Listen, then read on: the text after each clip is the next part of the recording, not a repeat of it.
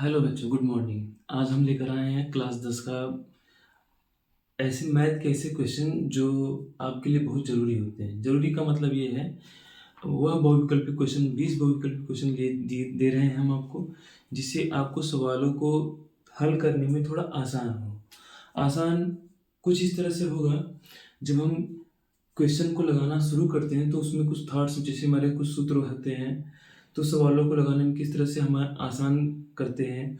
कुछ सवाल ऐसे आ जाते हैं जो हमारे लिए पहली बार नए नए लगते हैं।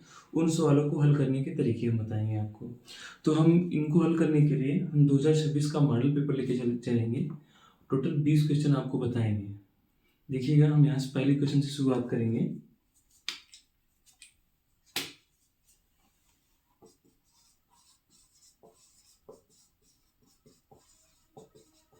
Model paper 2026। हम क्वेश्चन को बारी बारी लिखते जाएंगे और सवालों को लगाते जाएंगे। देखिएगा, पहला नंबर दिया है,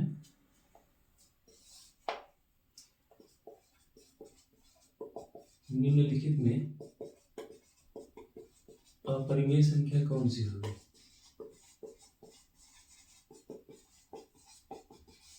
और ऑप्शन दिया है,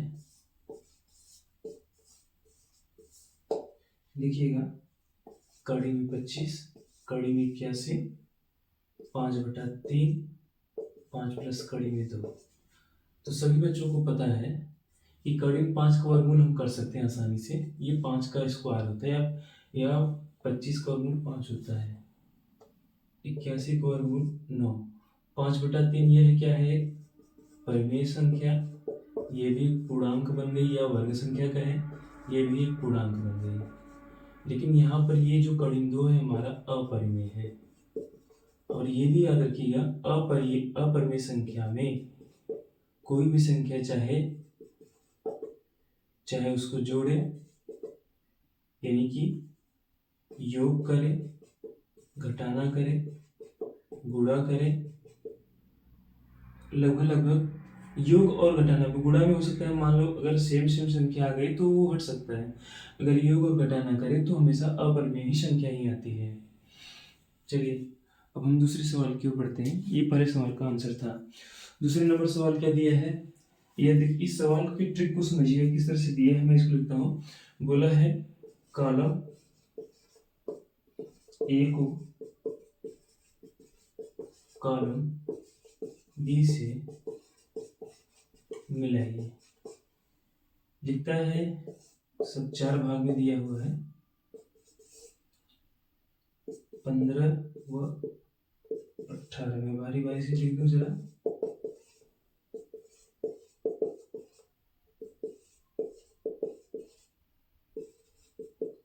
कालस कामस कालस मस कालस। और यहाँ दे दिया है दूसरा कॉलम। ये अगर हम कॉलम ए नाम दे दें और ये कॉलम बी नाम दे, दूसरे कॉलम में क्या लिखता है, 1 2 3 और 4। चारों में देखिए क्या दिया है, 3 6 90 72। इसके बावजूद इतना ऑप्शन दे, हम सोचते क्या है कि बस इसको मिलान कर दो हो जाएगा। मिलान करना आंसर नहीं बनाता है। ये एग्जाम में किस तरह से ऑप्शन के बाद ऑप्शन बनाए तो हम कंफ्यूज हो जाते हैं। तो इस ऑप्शन को देखिए किस तरह से बना हुआ है। ये ए बी सी डी करके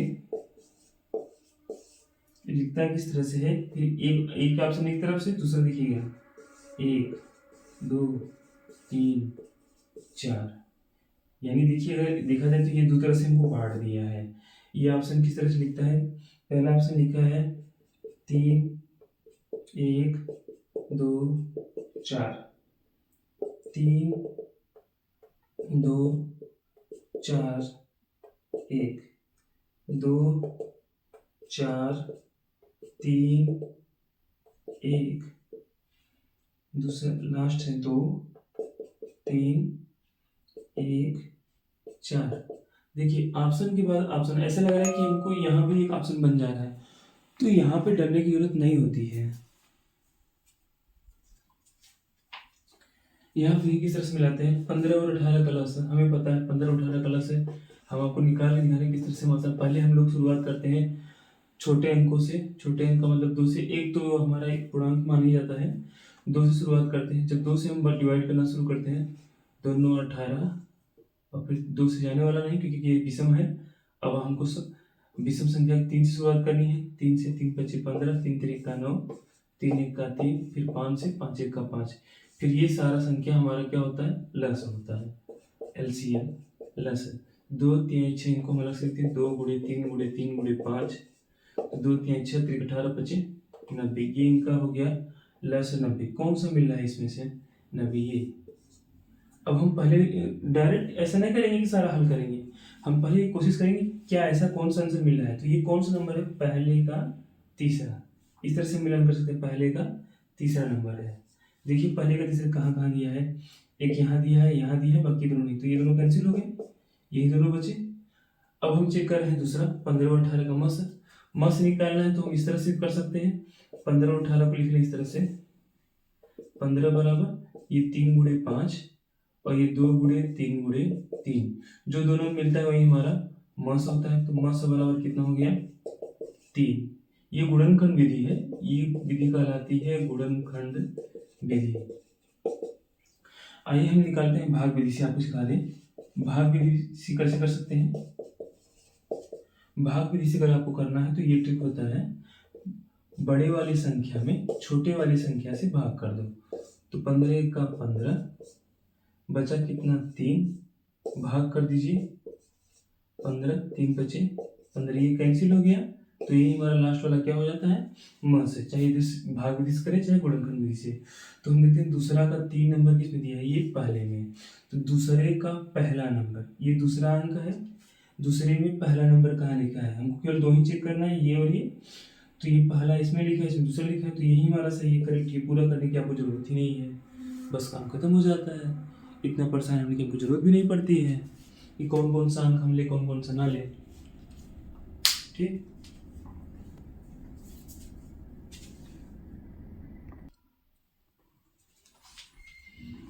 थोड़ा समय बचाने के लिए हमने सवालों को लिख दिया है। सवाल नंबर 3 क्या कहता है, दिया है समीकरण 5x - 3y = 2 में x का मान 1 है तो y का मान क्या होगा। तो आप चाहो तो ऑप्शन से रख के डायरेक्ट चेक कर लो कि हम कौन सा मान हम ज्ञात कर सकते हैं, पर ऑप्शन से परेशानी होगी। यहाँ पे क्योंकि x का मान दे दिया, कुछ नहीं करना है। जो यहाँ पे वैल्यू है x का, यहाँ डायरेक्ट हम कर देते हैं। जरा देखिएगा, थोड़ा उसको हम रेड पेन से करें तो रेड मार्कर से बढ़िया रहेगा।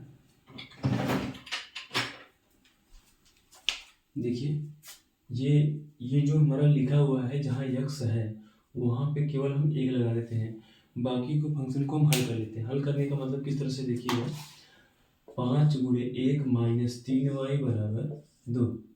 और देखो 5 1 का 5 हो गया, 5 उधर जाएगा -2, मैं इसको उधर लिख देता हूँ, जरा देख लीजिएगा। 5 - 3y = 2, -3y = 2 - 5, -3y = 5 में से 2 गया -3, दोनों तरफ -3 है तो हम ऐसे लिख सकते हैं -3 बटे -3, कैंसिल होकर वैल्यू कितना आ जाएगा 1, जो कि आपका बी नंबर सही है। आगे देखते हैं। अब सवाल को थोड़ा सा रिझाया हुआ है, दिया है 2 समीकरण a1x + b1y + c1 = 0 तथा a2x + b2y + c2 = 0 का कोई हल नहीं होता है। यदि ये 4 ऑप्शन, ऐसा कौन सा हो जिसमें कोई हल नहीं होता है। तो देखिए पहले हम ये जानेंगे कौन सा किस लिए हम यूज़ कर सकते हैं। जैसे a1/a2 = b1/b2 ≠ c1/c2 का कैसा हल होता है, इनका कैसा हल होता है, इनका कैसा हल होता है, इनका कैसा हल होता है। आइए शुरुआत करते हैं पहले इससे। अगर केवल इतना दिया होता है, ये इक्वल नहीं दिया होता, तो इसको हम कहते हैं कोई हल नहीं, कोई हल नहीं। अगर तीनों ऑप्शन बराबर होते हैं, यानी तीनों के अनुपात बराबर होते हैं, तो यहाँ पर क्या होता है,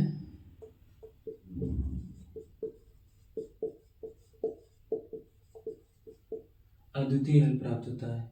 जबकि ये पहले वाले में क्या होता है, पहले वाले में यहाँ कोई हल नहीं होता है, यहाँ अद्वितीय हल होता है, यहाँ अनेक हल प्राप्त होते हैं। अनेक हल इसलिए प्राप्त होते हैं क्योंकि जो अगर हम ग्राफ के रूप में देखें, ग्राफ के रूप में ये रेखाएं हमेशा समांतर जाती हैं, कहीं पर मिलती नहीं है। ये रेखाएं अद्वितीय हैं, ये क्या करती हैं, एक दूसरे को काटती हैं, प्रतिच्छेदित करती हैं। तो जब जहाँ प्रतिच्छेद करेंगे वहाँ पर कोई केवल और केवल एक मान मिलता है। इसमें क्या होता है, ये प्रतिच्छेद नहीं करती, ये एक दूसरे की संपाती हो जाती है। जब संपाती हो जाती है तो उनके क्या होते हैं, कोई हल निकलवे नहीं करते हैं, क्योंकि एक रेखा दूसरे पर ओवरलैपिंग कर जाती है। तो हमारा कोई हल नहीं का ऑप्शन ये बचा, ये कोई ऑप्शन हमारा नहीं है, केवल ये होगा। 5वां नंबर क्या कहता है, द्विघात समीकरण 1 minus 4x plus 4x square बराबर 0 के मूलों का योग क्या होगा। मूलों का योग निकालने के लिए पहले हम इसको सही क्रम में बना लें। सही क्रम का मतलब क्या है, लिखा है 4x square minus 4x plus 1 equal to 0। मूलों का योग आप लोग जानते हो, मूलों का योग बराबर होता है माइनस x का गुणांक बटे x स्क्वायर का गुणांक। माइनस एक्स का गुणांक, तो पहले माइनस लिख रहे जो यहाँ लिखा है, x का गुणांक x के सामने कितना लिखा हुआ है, तो लिखा है -4 बटे एक्स स्क्वायर कितना है 4, तो माइनस माइनस प्लस हो गया, 4 बटे 4 का मान कितना आ जाएगा 1 हो जाएगा। 6वां नंबर क्वेश्चन देखिएगा। 6वां नंबर दिया हुआ है, दिए गए 2x समीकरण 2x square minus 4x plus 3 बराबर 0 के बारे में निम्न कथनों पर विचार करें। 4 ऑप्शन बनाया हुआ है, चारों को फिर से एक ऑप्शन बनाया हुआ है, यानी इनको पहले हम समझेंगे कौन सा बनेगा, फिर इनसे हम ये प्राप्त करेंगे। तो इसको हल करने से पहले अगर विविधकर के बारे में दिया है तो हमको पहले विविधकर चाहिए। विविधकर क्या होता है, इसको हम ऊपर सॉल्व कर देते हैं, या यहीं पर इधर देखिएगा, हम इधर लगा देते हैं इसको। विविधकर d इक्वल टू होता है b square minus 4ac। b का मतलब क्या हो गया, जो x का गुणांक है, -4 का स्क्वायर माइनस 4, a का मतलब है एक्स स्क्वायर का गुणांक, एक्स स्क्वायर गुणांक 2 हो गया। c का मतलब है अचर पद जिसमें कोई x हो ही ना, ये हो गया 3, तो इसका स्क्वायर करेंगे माइनस माइनस प्लस, 4 चौक 16 हो गया, -4 दूनी 8 त्रिक 24 हो गया। घटाने पर 14 में से 8 गया 6, यानी आया कितना हमारा 6 आएगा। नो, 14 में से 6 गया 8, ये हमारा 8 आएगा। ये बड़ा है ये छोटा है, ये बड़ा वाला अंक कारण ये चिन्ह क्या हो जाएगा माइनस। तो हमने क्या देखा, जो हमारा d आया, d का मान 0 से छोटा है, d को ही हम डिस्क्रिमिनेंट या विविधकर कहते हैं। ये क्या है, 0 से कम है, तो यानी पहला वाला ऑप्शन जिसमें होगा वो होगा। तो यहाँ पहला ऑप्शन है, यहाँ पहला ऑप्शन है, यहाँ है, तो सी वाला नहीं होगा। तो ए बी डी होने की संभावना है। आइए हम चेक करते हैं ए बी डी बीच में कौन सा हो सकता है। फिर कह रहा है, अगर हम लोगों ने ये पढ़ा है, अगर डी 0 से छोटा होता है तो मूल कैसा होता है, मूल काल्पनिक होता है। चाहे ऐसा लिखे या ऐसा भी लिख सकते हैं, मूल काल्पनिक या वास्तविक नहीं। तो इसमें वास्तविक नहीं है तो क्या मतलब है, ये दूसरा कोई मूल वास्तविक नहीं है। तो पहला भी दूसरा भी इनमें से कौन में है, पहला तो इसमें है करेक्ट है, लेकिन केवल यही नहीं हो सकता। तो पहला भी है दूसरा भी है, कौन सा ऑप्शन बन रहा है, ऑप्शन नंबर ए। तो ठीक है, इसको हम देख करते हैं।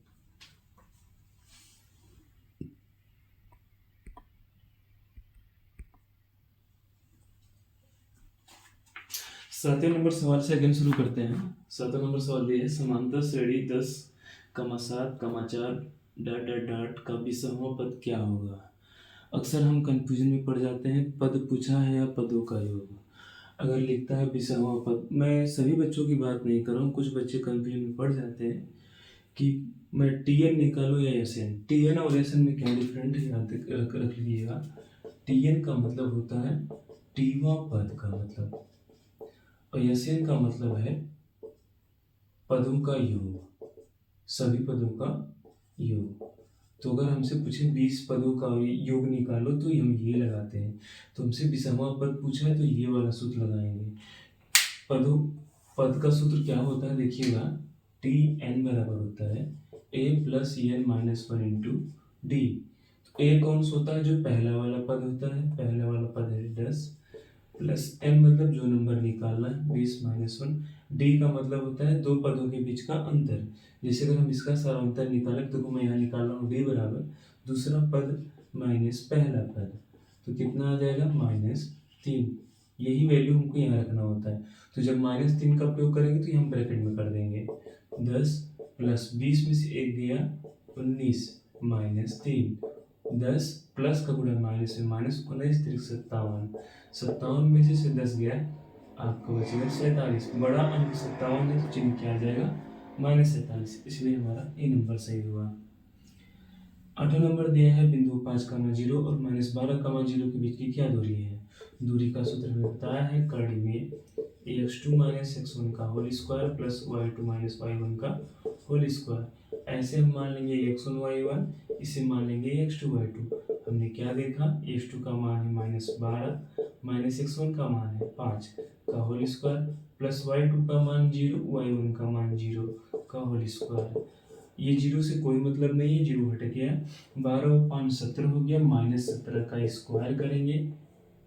-17 का जब स्क्वायर करेंगे तो देखो ध्यान से, यहाँ में माइनस का स्क्वायर, मैं चाहूँ तो डायरेक्ट करता दूँ पर आपको समझाने में देखिएगा, -1 का अलग से लिखा हमने और 17 का अलग से लिखा, हमको स्क्वायरिंग करने की जरूरत भी नहीं है। क्या हो जाएगा, -1 का स्क्वायर 1, 1 का इसमें मल्टीप्लाई करेंगे उतना ही आएगा, बचेगा कितना 17 का स्क्वायर, और स्क्वायर कड़ी हट जाता है, वैल्यू कितना बचा केवल 17। ज़्यादा हमको स्क्वायर करने की जरूरत नहीं, उसको मल्टीप्लाई करके 17 में 289 लिखने की जरूरत नहीं है, अगर ऐसा ऑप्शन मिल रहा है तो।